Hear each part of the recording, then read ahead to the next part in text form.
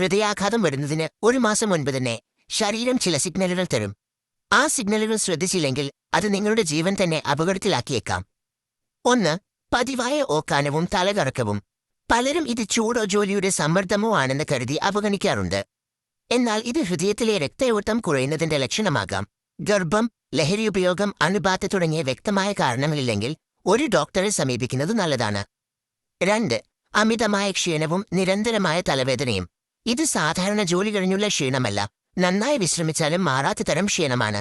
ഒപ്പം ദിവസേനയുള്ള തലവേദനയോ അല്ലെങ്കിൽ കാലക്രമേണ കൂടുന്ന തലവേദനയോ ഉണ്ടെങ്കിൽ അത് ഹൃദയാഘാതത്തിന്റെ ആദ്യ സൂചനയായിരിക്കാം. 3. ശരീരത്തിന്റെ ഒരു വശത്ത് മരവിപ്പ്. നിങ്ങളുടെ കൈകാൽ അല്ലെങ്കിൽ മുഖത്തിന്റെ ഒരു ഭാഗം മരവിക്കുന്നതായി തോന്നുന്നുണ്ടെങ്കിൽ അത് ശ്രദ്ധിക്കണം.